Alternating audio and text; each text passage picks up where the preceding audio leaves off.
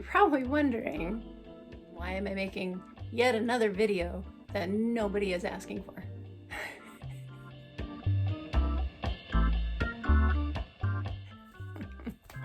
Because I want people to hear my story. Maybe they won't feel alone. And if you don't want to hear this story, you don't have to watch.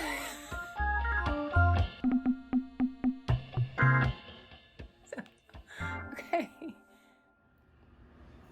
Alright. Lucy, are you settled? Don't bark. This gotta be the last time.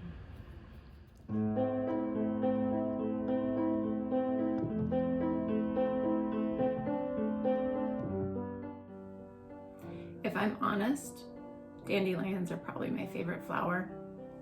Thistles are my next favorite. Nobody's planting fields of dandelions and thistles. They're not cultivating those flowers. They're not selling them for $50 a dozen. Nobody wants them. And yet they just grow wherever they are. Just like here I am. I'm just gonna make the most of it. Not complaining about the rocks that are poking their root. Or maybe somebody else took the water that they wanted, or they wanted to grow bigger and they couldn't because they didn't have the right opportunities, or they're crowded, or they wanted to grow in a different field. They are frustratingly, annoyingly, beautifully resilient. So I have a story to tell you. It's not a great story. Parts of it are sad, and parts of it are mad, and parts are unfair, and life's just not fair sometimes. We could leave it there, but I'm not mad and I'm not scared. Because it's my story, it can only be told as it is. So this isn't about sucking it up. Don't you dare suck it up. You were made to feel all the things. God meant that. As awesome and as terrible as that can be. A while ago, I was having the biggest pity party to end all pity parties. Asking myself, what is my only comfort? And my answer was nothing. Like, this all sucks. Life sucks. What's the point? Parties can't last forever, no matter if they're pity parties or fun parties. Nobody has that much energy for any kind of party. Cracking myself up. I realized that I let myself become the victim, and I'm not a victim. Parkinson's disease was in the driver's seat, and I was just along for the ride.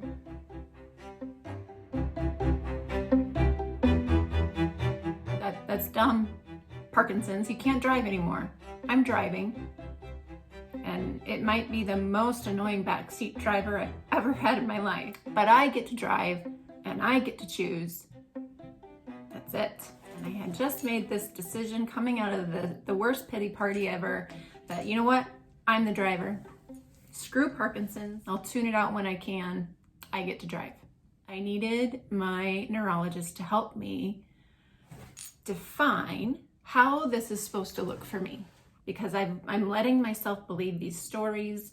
I've let Parkinson's drive for me. I'm having these pity parties. Like, I need facts.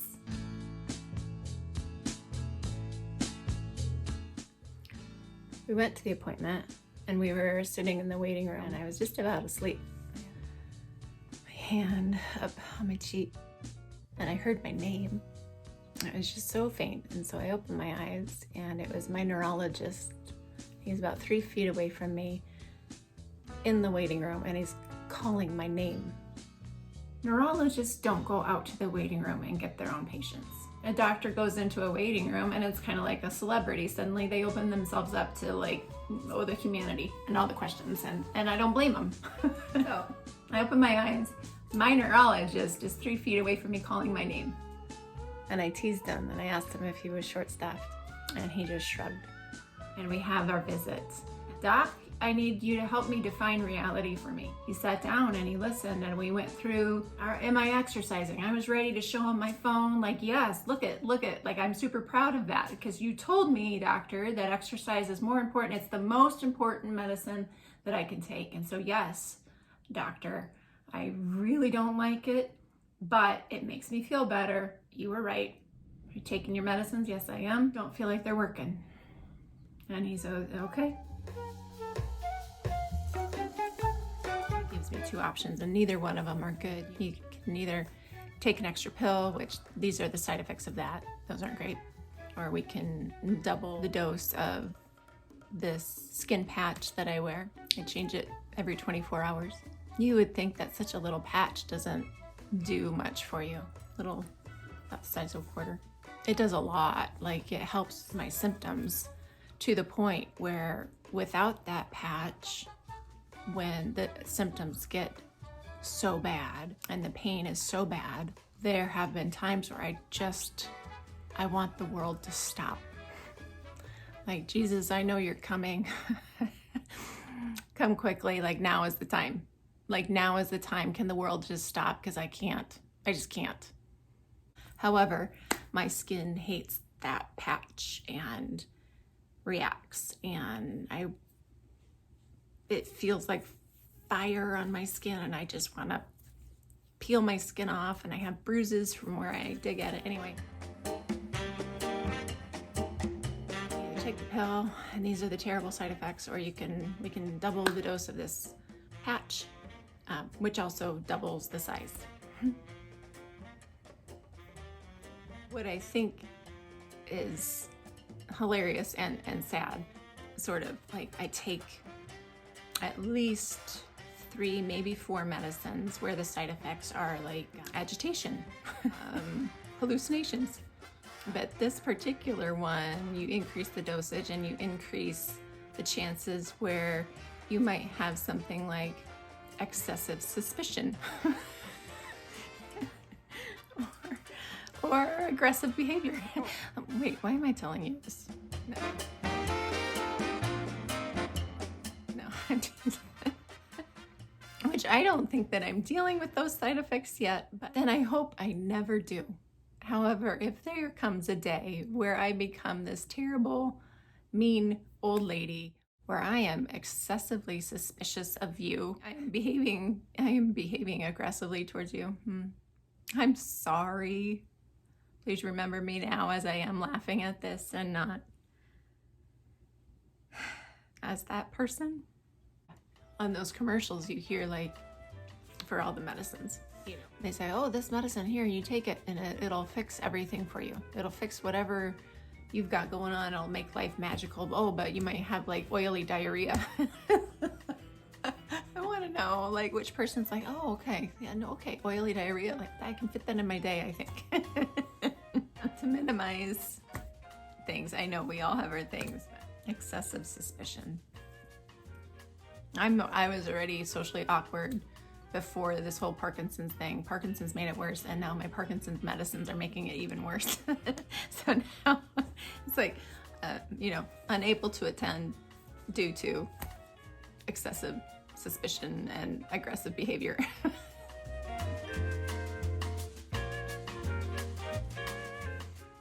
Anyway. And so we talked about all of it. When it comes down to it, he basically said, just do the things that all living creatures need to be healthy. Move your body, get fresh air, get some sunshine, eat good, whole foods. And I said, okay, so what does this look like for me? Because this is what I have, but I want this so badly. I keep trying so hard to get back to how I used to be, or maybe the idea of what I want to be, or the life that I want, or the health that I want. I keep trying to get back there. And so I fight against the options that are presented because none of them are good. None of them help me get back to what I feel I want. Doctor, like, isn't there another option? Like, there's gotta be something else. Like, you gotta know, there's gotta be something else. And he half smiled like that, and he looked down. And then he said, Sherry, this is the option. This is it. Like, this is the latest and greatest. There's just not anything else right now out there. Okay. And now I got Mick Jagger in my head.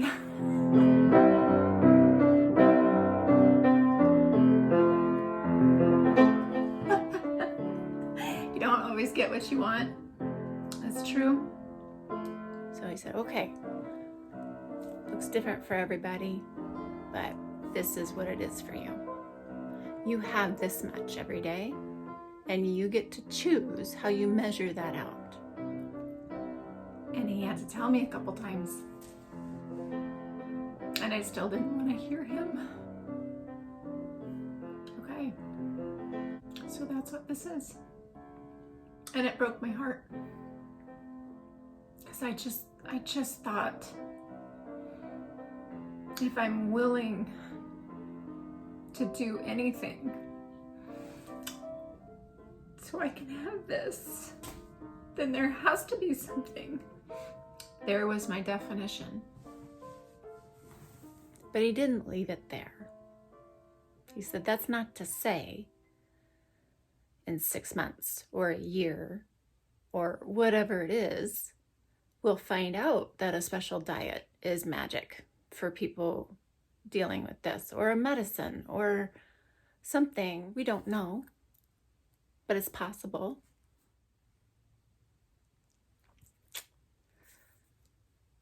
So I was sad, and I cried. But then he was also injecting Botox in my foot, so I was crying about that too. So I cried. And then after I was sad, I got mad, and I let myself believe that it's not fair that I get this and other people get this, and I can't have that. And I let myself believe I was the victim again for a little bit. And I had kind of another little pity party. Poor me. Poor me. Poor me. Poor me. It's just all dumb. Poor me. Poor me. Poor me. No. Not poor me. And so I thought about that, and my experience is not different than anybody else's. The details are different. We all have, that's the life we have. And we all want this in different degrees, right? Doesn't matter if you're dealing with a disease or grief or whatever hardship, or maybe no hardship. We all have our reality that we probably all should define. Like, and what stories are you letting yourself believe? So everybody has the life they have, and then there's the life you want. So no different. Maybe Parkinson's gives me the option for a day and says, you know what, you're not gonna feel good today. However, it wants to pretend it's in control, but then I get to choose what to do with that. And I don't mean to be overly optimistic here, because I'm not built that way normally, but you know what? I'm angry enough about it where I'm gonna prove it wrong.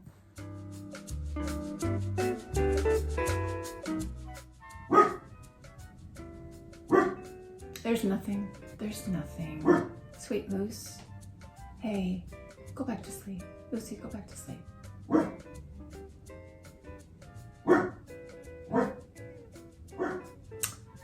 Oh my. Can you stop? No. Okay. Maybe on those days where Parkinson's...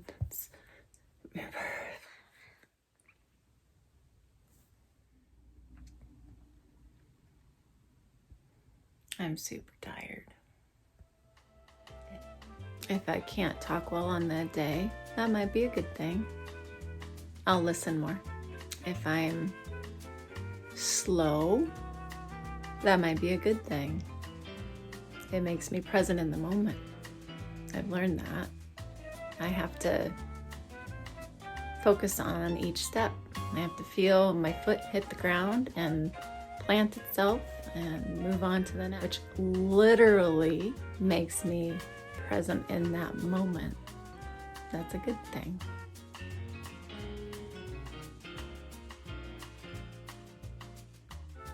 My story is only to say, you get to feel sorry for yourself when you need to feel sorry for yourself. And you get to be angry and you get to yell at whatever it is that really, really stinks. And the thing and the pain and the limits that you have, you get to fight against those. And you get to have that moment.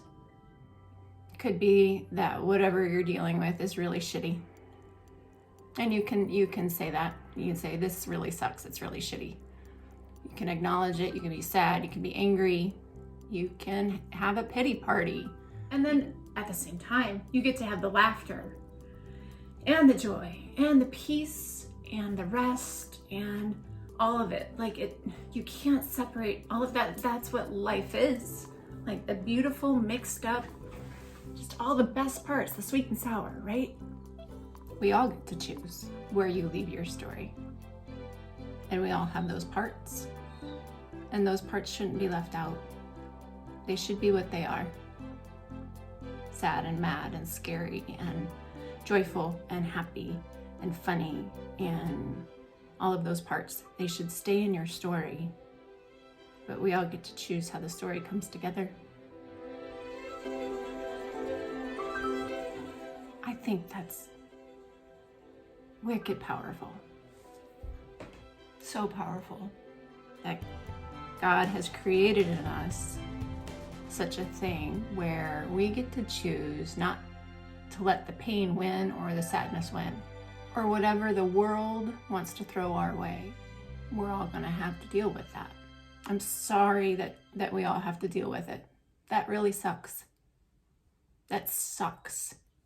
That there's death and pain and grief and cancer and car accidents and Parkinson's. I'm so sorry that we have to deal with that. But at the very least, we get to say those things don't win. They don't. Don't let it. We're made for love and joy and happiness and glory. We're just made for more than wallowing in the muck of this world. So I'm not gonna say suck it up. You don't have to. Feel all the things, like get through all of that and then choose to not let it win. However you do that, choose to love harder. Choose to be surrounded in beauty. Choose to take a warm bath and feel that comfort on your skin. Choose to eat some delicious food as you sit with people that you love and laugh. Laugh in the face of all that pain. Laugh in the face of all that disease. Don't let it win. Choose to listen to the birds.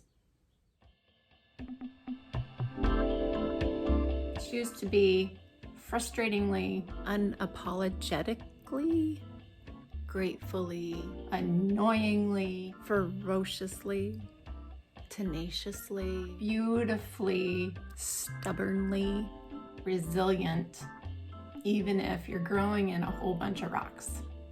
Like those dumb dandelions. God bless them.